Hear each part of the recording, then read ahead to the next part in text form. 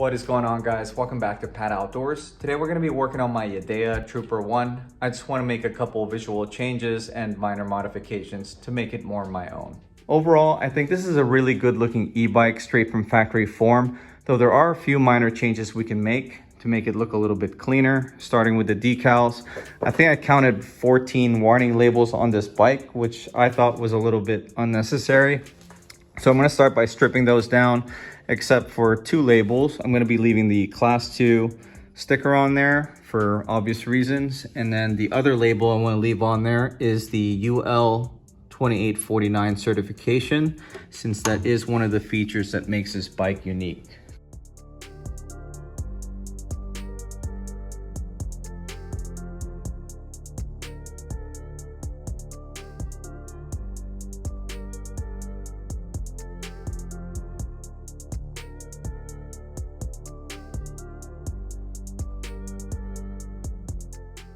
Using a heat gun is not necessary, though it does make it a little easier to pull the decals off in one piece rather than shredding into little pieces. Now I'm going to get some of this residual adhesive off with some Goo Gone, and then we're going to clean it off with some soapy water.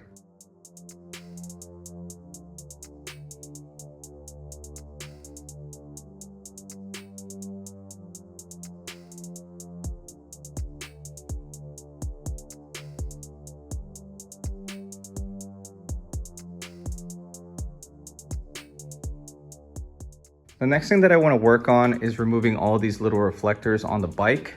Considering that it has a fully functional headlight and a tail light that has a functional brake lamp, I don't really understand the significance of having reflectors on the bike, since you'll definitely notice this big headlight coming at you way before you notice this little reflector on the handlebar.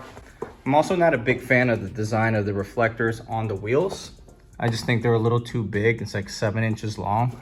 And I'm not really sure how effective these little reflectors are on the pedals when you have your feet on there. I just don't think they're gonna be that visible anyway. So I just think that the bike is gonna look a lot more uniform and sleek. Even with the satin black finish, it's still gonna be very visible at night since the lighting is fairly bright.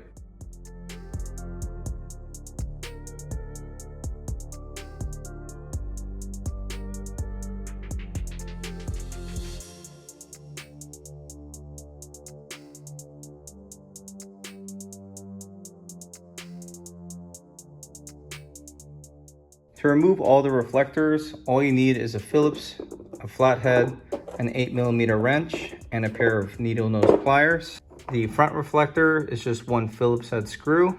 Rear reflector is a 8mm nut on the bottom side of the fender. The 4 reflectors on the pedals, you just pry off with a flathead. And then the reflectors on the wheels, you just take a pair of needle nose pliers and pull out the clips that hold them in place on the spokes. The next thing that I want to take care of is relocating the battery. Even though it adds to the whole motorcycle look of the bike, having it mounted on top, one thing I don't like about that is my knees tend to hit this portion of the battery whenever I'm pedaling. So I'm going to see if I can mount it on the inside portion of the frame. Obviously that involves removing the storage box, which I don't really use anyway since it's not very secure, it's not covered. And I tend to keep my belongings in my backpack when I'm going on long rides. Looks pretty simple to take off, just 4 Phillips screws that hold it onto the frame. And then I'm hoping that the bracket that holds the battery here can bolt right on here, but we'll just have to find out. And personally, I think the bike's gonna look a lot better with the whole top completely flat. So the front 2 bolts are just 2 Phillips screws, but the back ones, you actually have to use an 8mm to hold a nut on the back side.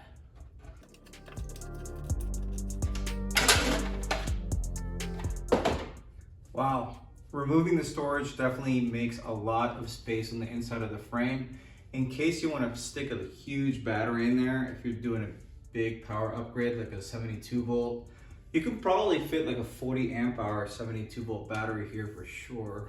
This definitely gives me ideas for future upgrades in case I want to go with a big rear hub motor. And to take the battery off, you just use the key that came with the bike, turn counterclockwise. Looks like just 3 Phillips head screws holding the bracket on. And then the wire harness runs to the bottom side of the top of the frame. So this 4-bolt pattern looks just like this 4-bolt pattern on the inside of the frame, so I don't see why it wouldn't work. The wiring that comes straight from the battery bracket wraps all the way down to under the seat, and unfortunately I cannot just fit this in between the frame, so I'm probably gonna have to disconnect it from the controller. I'm gonna see if I can take apart this battery bracket and disconnect the wiring. I really don't feel like messing with the controller or the seat right now. Sweet. Haha.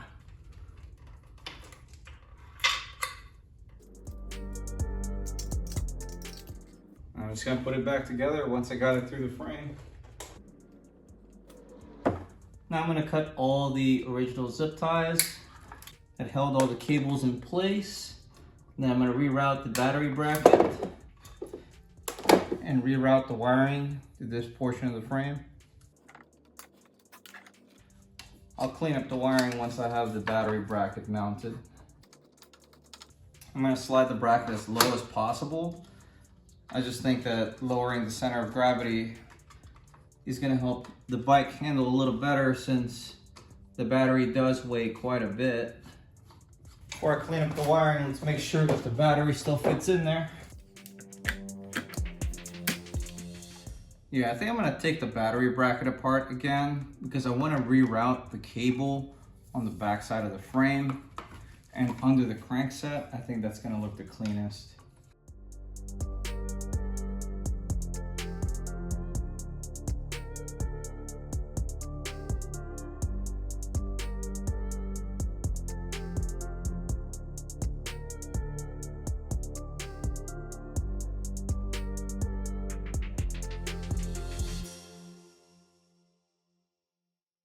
This bike is certainly starting to come together, though there are a few more things I want to do to it. Next thing is going to be adding a safety mirror on the left side of the handlebar, since I typically ride along the right side of the road.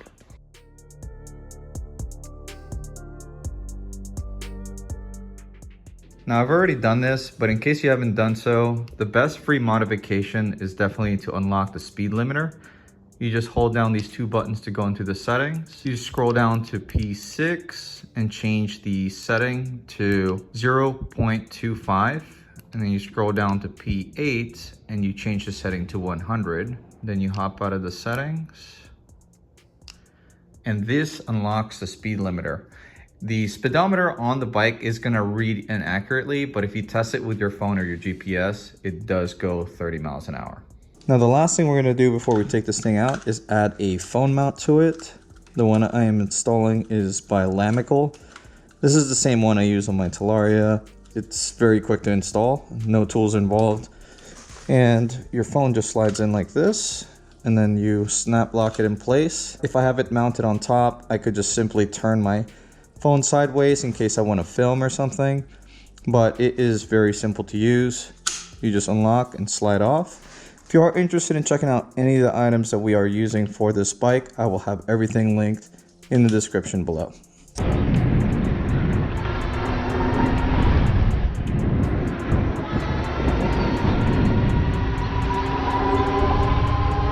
Now I am about to take this bike out for a range test later on today. My wife and I are going to go on a brewery run from Fairfax to Reston to Vienna and back. So if you are interested in checking out that ride, make sure you turn your bell notification on.